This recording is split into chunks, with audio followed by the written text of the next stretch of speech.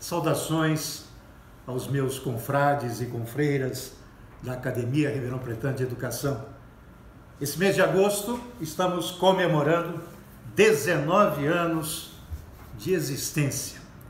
Confesso a todos vocês o quanto eu estou orgulhoso de já ter tanto tempo e de ter comprado a ideia de um então e ainda orientador educacional da nossa escola, do Colégio Anchieta, que propôs, e eu achei ótimo, certo? E junto a outras pessoas que também acharam ótimo, eis que estamos aqui, certo? Depois desses anos todos, nada além do que falando e fazendo educação. Que bom, que orgulho, que alegria, quanta coisa a gente tem realmente para celebrar. São alguns temas que nós vamos nos ocupar nesse mês de agosto. É mais ou menos aquilo que, quando não havia esse impedimento dessa pandemia, a gente fazia mensalmente. E agora temos que fazer, naturalmente, aí por vias eletrônicas. Mas que bom que estamos aqui para fazer. Vamos, como sempre, falar sobre educação, e no caso, mais precisamente, sobre o ensino médio, o hoje ensino médio. Digo hoje por quê? Porque, principalmente os meus companheiros, aqueles que são há mais tempo jovens, como eu, somos do tempo que começamos esse roteiro de estudo dentro da Reforma Capanema, lá de 42. Então, o que eu tive, que muitos aqui tiveram também, foi um jardim da infância, um grupo escolar, um ginasial e um curso pós-ginasial chamado secundário ainda, certo? De clássico ou científico. A maioria das alunas se ocupavam também de um outro caminho, de um outro viés, que é a escola normal, formação de professores primários. E assim foi, anos 50, e já no início dos anos 60, no caso 61, nasce a primeira LDB, Lei de Diretrizes e Bases da Educação, que consagrou mais ou menos esse molde, que era até um modelo francês que copiávamos, e assim foi durante a década de 60. Isso só vai se alterar, olhe bem, nós chamávamos de grupo escolar, ginasial e esse científico clássico. A vedete da companhia era o ginasial. Se eu disser a vocês que eu terminei um ginásio e era tão importante concluir um ginasial, que comparecia na formatura o prefeito, o bispo, o seu representante, o representante das Forças Armadas, era realmente algo importante. Os pais diziam o seguinte: eu felizmente formei meus filhos, porque já tinha o ginasial. Mas os anos se passaram, as coisas mudaram, o Brasil mudou. Tem muitos daqueles que se vangloriam de ter feito um curso ginasial muito bom, melhor que qualquer faculdade, é como dizem. Mas não, meus amigos, nós sabemos muito bem que isso era perverso, porque havia um negócio chamado admissão ao ginásio. Quando você terminava o grupo escolar, você encarava, e você com 10, com 11 anos, encarava algo muito parecido com os concursos vestibulares. E quanta gente ficava de fora, quanta gente não estudava mais, porque acessar ao ensino público ginasial era uma conquista. Então temos muita coisa a comemorar, mas aquela lei que mais traçou o perfil mais próximo dos dias de hoje foi a 5692 de 1971, que já mudou até a nomenclatura, fixou a educação básica em 8 anos, chamado primeiro grau, e 3 anos de segundo grau. E assim também muitos dos mais jovens já fizeram dentro desse enquadramento. Isso foi Isso, evidentemente, é uma história para ser contada num ano de estudo, viu, gente, de pedagogia. Pelo menos foi no meu caso, foram vários. Aí chegamos na Lei 93, 94 de 96. É a atual e mais nova Lei de Diretrizes e Bases da Educação, que não é só o que está na lei, é que ela permite exatamente alterações e atualizações. E a última delas é exatamente aquela que diz respeito a algo chamado BNCC, Base Nacional Comum Curricular. É sobre ela e sobre um dos aspectos que nós vamos hoje tratar mais verticalmente. Aquele que até então já foi científico, clássico, normal, certo? Já foi segundo grau, hoje ele é ensino médio. E ainda, como o modelo sempre foi francês, e no caso da França, quando termina o ensino médio, lá fazem o chamado baccalaureat, que é, mal traduzido, um bacharelado. Mas para ingressar exatamente no ensino superior. Nós temos o Exame Nacional de Ensino Médio, que certamente ele terá outra formatação, assim que devidamente implantado o BNCC no ensino médio, que obrigatoriamente começa já o próximo ano, em 2022, na primeira série. Só para isso e para falar sobre isso com muito mais propriedade do que eu, naturalmente, eu convidei a professora Ana Paula Hermanson.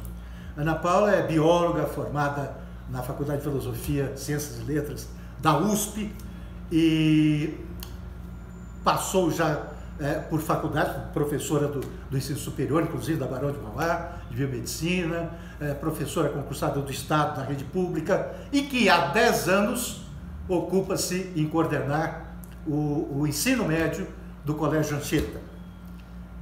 Ela há muito tempo está debruçada sobre esse assunto e certamente ela trará à luz àqueles que ainda desconhecem o que é esse novo ensino médio.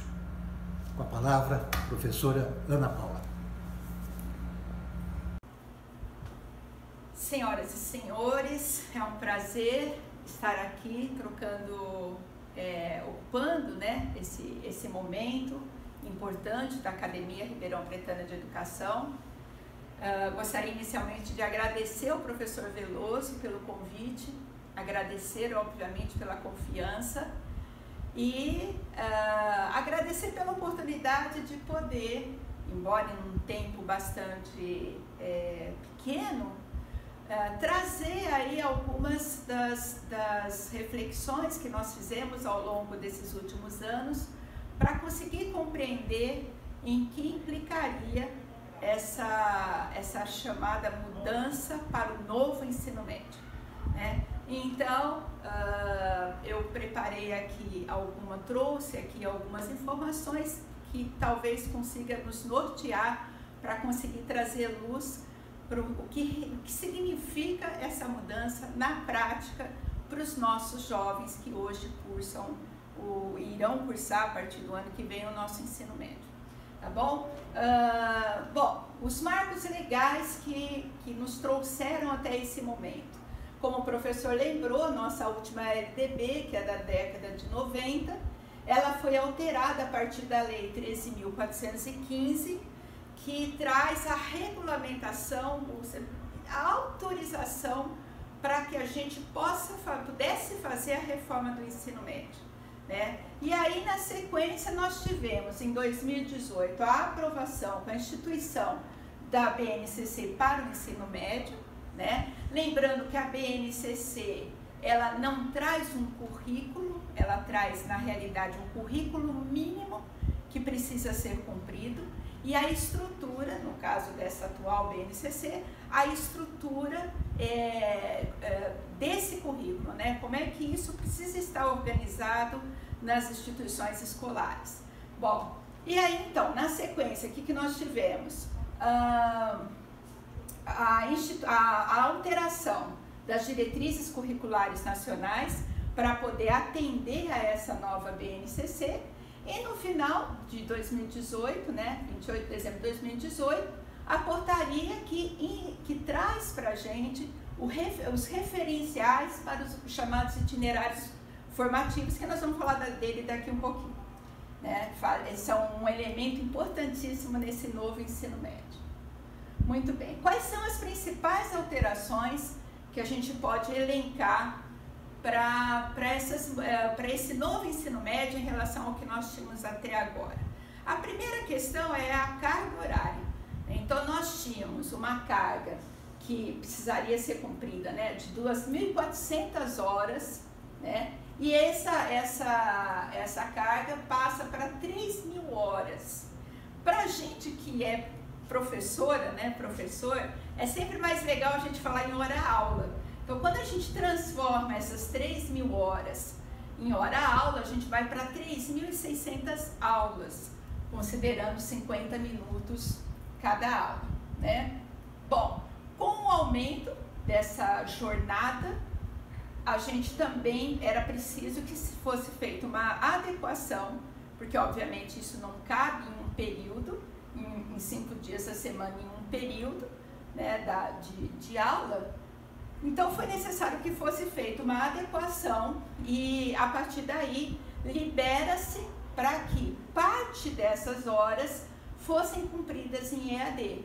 Então, o que diz a legislação atual? O que ela autoriza? É bom a gente deixar isso claro, porque tem gente que fala assim, não, mas agora vai poder ser, o ensino médio vai poder ser em EAD. Não, o ensino médio não pode ser em EAD. Né? Nós temos a legislação, ela autoriza 20% do total das 3.600 aulas em EAD para o ensino diurno e 30% para o ensino noturno. Então, essa é a primeira questão importante da gente destacar. A segunda questão, que talvez seja mais importante ainda, é a flexibilização do conteúdo, do currículo, né? Que é sustentada exatamente por aquilo que eu falei agora mesmo, que são os itinerários formativos. Então, como é que isso vai acontecer? A gente, antes de dizer como vai acontecer, só para estabelecer um paralelo, o que nós tínhamos, o que nós temos até hoje, né? Algumas escolas já introduziram esse novo modelo de ensino médio no ano de 2021, mas as secretarias estaduais, né, e o MEC, eles autorizaram essa instituição, essa inclusão do novo ensino médio até 2022, né? Então, algumas escolas já estão trabalhando no novo modelo e outras ainda começarão no próximo ano. Então, o que a gente tinha?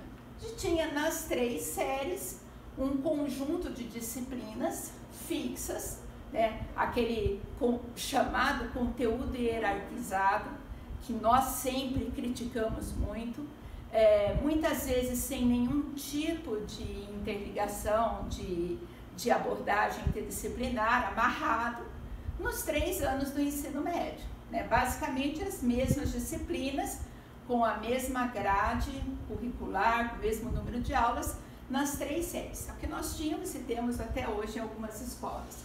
No novo ensino médio, como é que isso vai estar estruturado? Nós vamos ter basicamente 2 campos, 2 grupos de abordagem. O que a gente chama de formação geral básica e o que a gente chama de itinerários formativos. O que é a formação geral básica?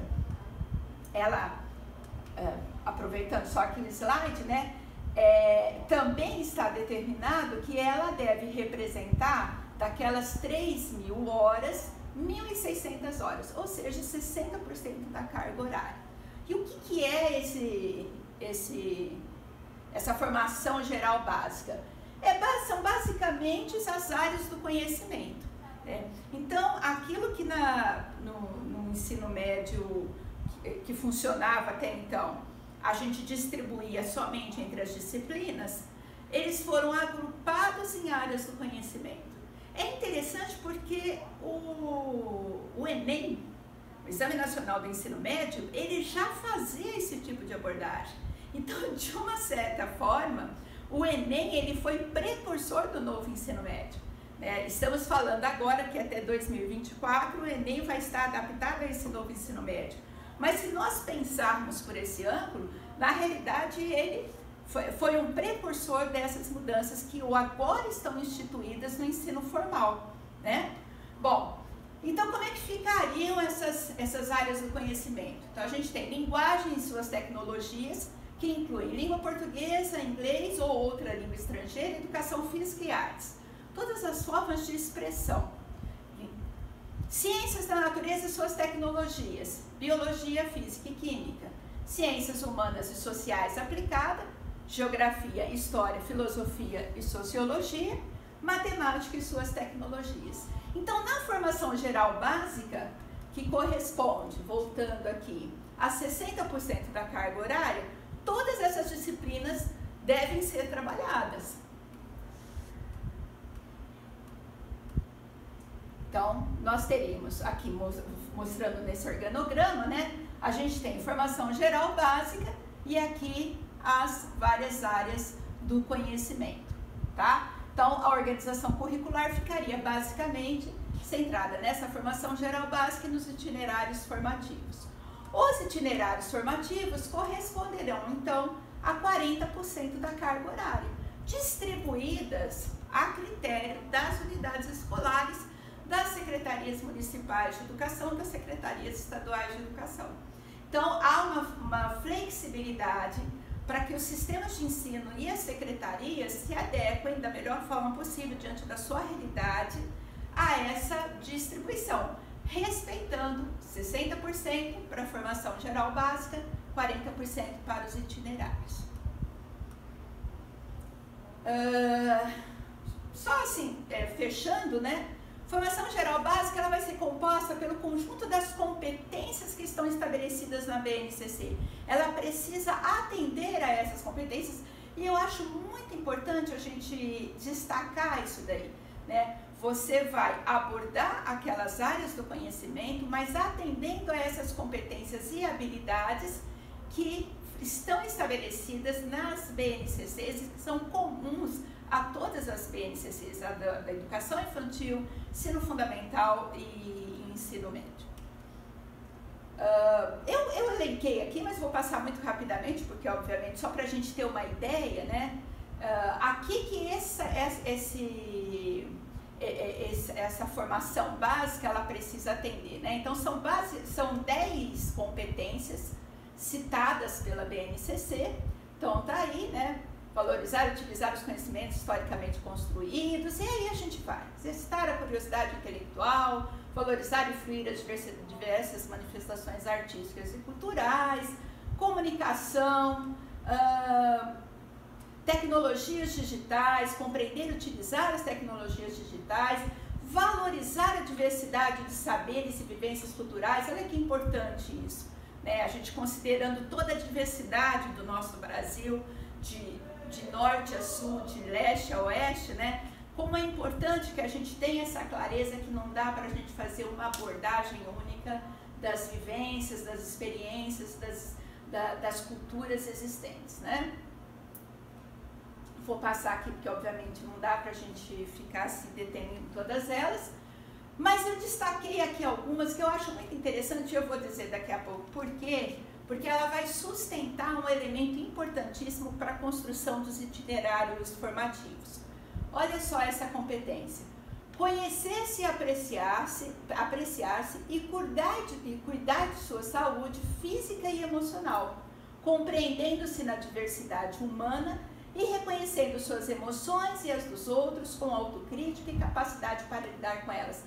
Então, assim, a BNCC já se preocupa nesse momento, já demonstra preocupação com esse processo, com essa realidade que a gente vive hoje da juventude e que precisa se entender para poder se inserir nessa realidade em que nós estamos, né? E isso a gente tem sentido muito, nós que vivemos o cotidiano da sala de aula, da escola, como o jovem tem conflito com esse autoconhecimento, com essa autoaceitação, com essa compreensão de suas competências, de suas habilidades.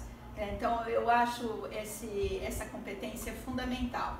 Exercitar a empatia, o diálogo, a resolução de conflitos. Quer dizer, as competências vão muito além dos saberes historicamente constituídos, né? Mas tem relação também com a forma como eu me relaciono com o outro, com a forma como eu me relaciono com as diferentes realidades sociais, né? Valorização da diversidade de indivíduos e de grupos sociais, seus saberes, identidades, culturas, potencialidades, sem preconceitos de qualquer natureza. Então, quando eu compreendo que existe o outro além de mim, eu vou entender como é que se estrutura uma comunidade quilombola, como é que se estrutura uma comunidade ribeirinha, né? Como é que se estrutura uma comunidade indígena, e aí a relação ela fica muito mais efetiva e muito mais pacífica, né? Muito mais de integração, né? E não de rejeição. E por último, agir pessoal e coletivamente com autonomia, responsabilidade.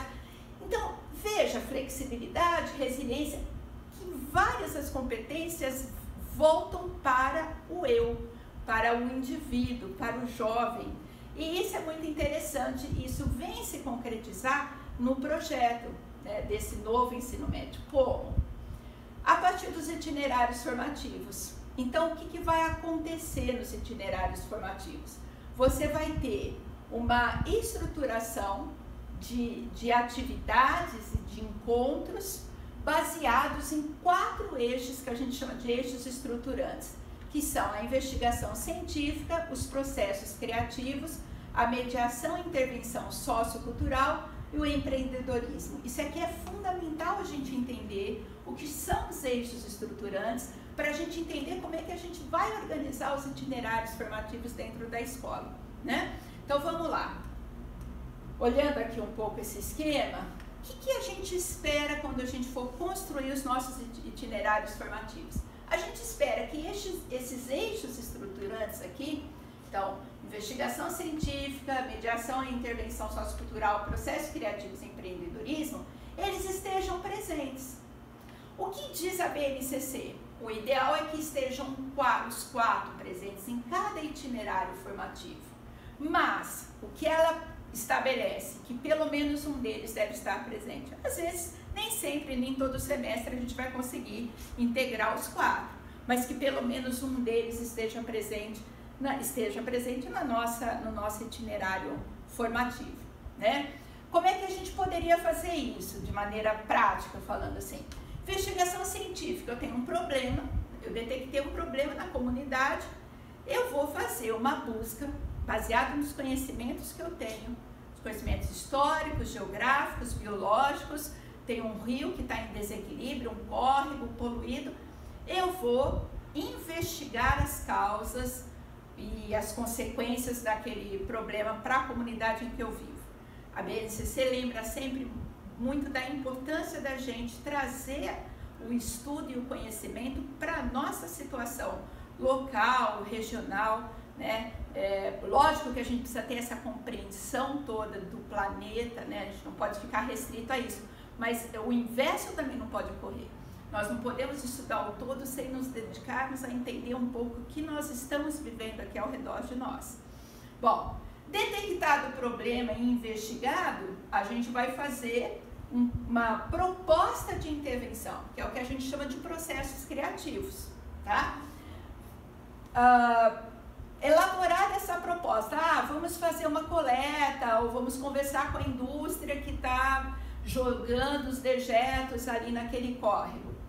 Aí nós vamos, junto com essa proposta de intervenção, entender como se comporta essa comunidade que vive ali ao redor. A população está incomodada? Quem são os donos dessas indústrias, se for indústria? O que eles jogam? O que eles produzem? É uma indústria grande? É uma indústria pequena? Tem condição de instalar um filtro ou tomar as medidas que possam minimizar ou eliminar esse fator contaminante do córrego? Então, esse processo criativo ele tem que estar ligado ao conhecimento desse ambiente onde o seu objeto de estudo está localizado. E a partir partir daí, então, fazer a proposta, apresentar. Desse processo, muitas vezes, pode surgir a descoberta de uma potencialidade.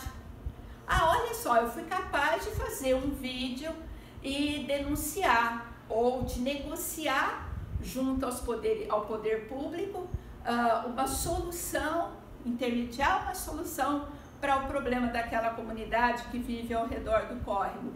Eu descobri uma potencialidade minha, uma qualidade, né? E isso pode resultar, por exemplo, numa ação de empreendedorismo, né? Ah, eu posso montar uma ONG, eu posso criar uma incubadora de projetos, enfim, estou aqui viajando um pouco. Mas eu acho que é importante esse exemplo para entender como esses eixos estruturantes eles estão interligados, né? E dessa forma, então, a gente monta, os itinerários formativos junto com os nossos alunos, tá? Esses eixos estruturantes, eles sempre precisam estar baseados e sustentados pelo que a gente chama de aprofundamento, que são esses conhecimentos que a gente adquire lá na formação geral básica, por disciplinas eletivas que podem estar representadas, por exemplo, por pequenas oficinas, pequenas atividades, por exemplo, de produção de texto, de curso de fotografia. Então, é preciso que essas eletivas, né, essas pequenas ações estejam ali sustentando os eixos estruturantes. E, finalmente, pelo que nós conhecemos, que nós chamamos de projetos de vida. Por isso que eu chamei a atenção lá para aquelas competências da ABNCC, né? Elas surgem aqui, por quê? Porque no projeto de vida e a partir da ação dos itinerários formativos, a gente consegue ir se descobrindo as suas potencialidades, descobrindo as suas deficiências, descobrindo onde a gente precisa, o jovem, né, precisa melhorar na sua relação com o grupo, na conversa com a comunidade, o que ele sabe fazer de bom e o que ele precisa melhorar.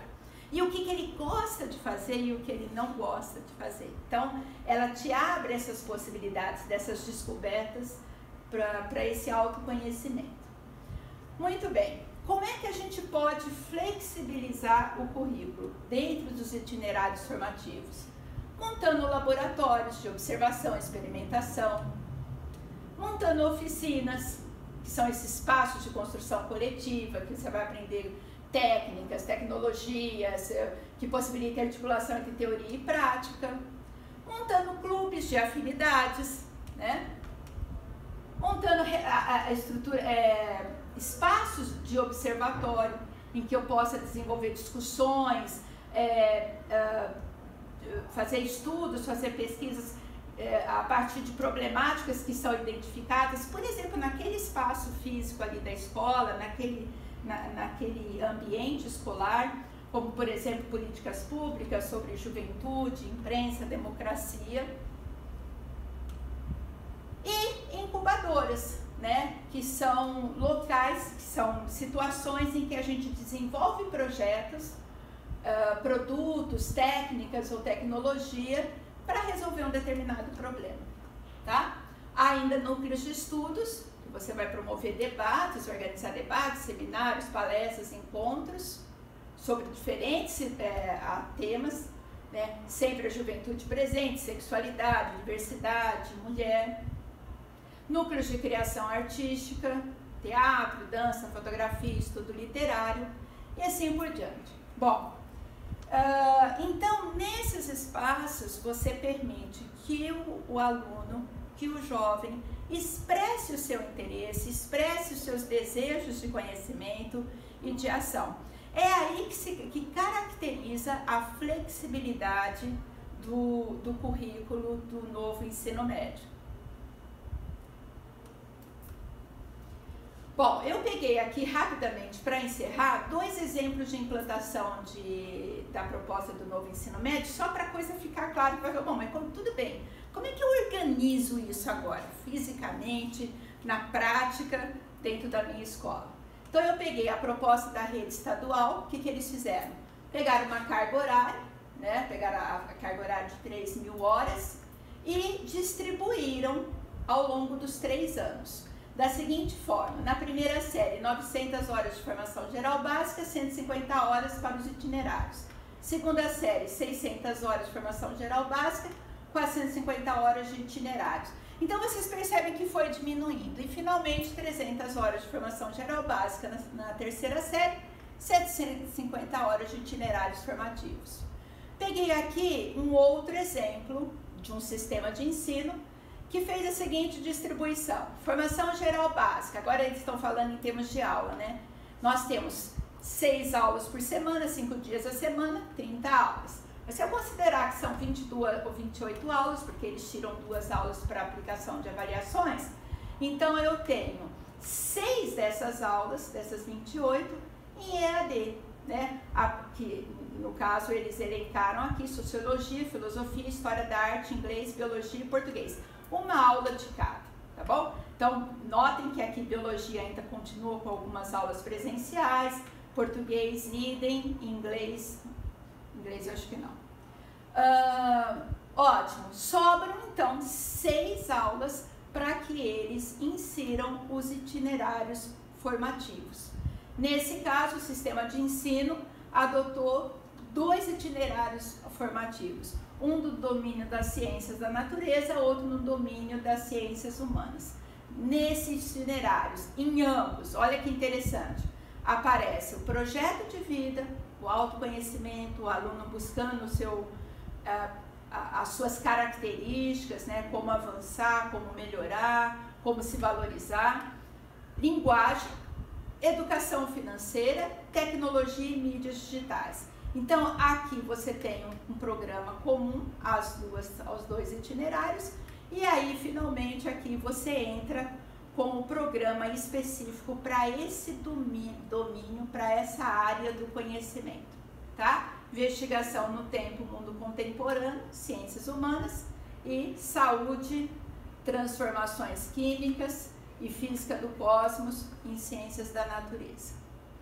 Muito bem. Ao longo de todo o ensino médio, a gente teria essa distribuição, 2.160 aulas, né, da formação geral básica e 1.440 aulas dos itinerários formativos.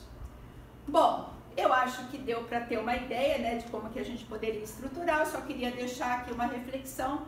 Eu tenho lido muito, existe uma preocupação muito grande, que também é a minha preocupação, sobre... Bom, as escolas particulares seguramente irão garantir aquele conhecimento histórico, mas como é que isso fica nas escolas públicas, né? Então, a nossa preocupação é que esse projeto se mantenha sem aumentar a desigualdade, sem aumentar esse fosso de separação que existe entre a formação do aluno da escola pública e o aluno da escola privada, pensando principalmente também no acesso à universidade, né? E, por último, que seja dada a preparação e a orientação necessária para que os profissionais que vão trabalhar na implantação desse projeto possam trabalhar com segurança, com competência, com tranquilidade. E que ao longo do percurso dessa implantação, esse apoio seja mantido. Eu acho que essas são 2 questões muito importantes. Bom, era o que eu gostaria o que eu preparei para passar para vocês. É uma discussão que vai longe, é uma conversa que tem muitas questões aí para serem debatidas, mas eu acho que essencialmente era isso que eu gostaria de mostrar. Muito obrigada.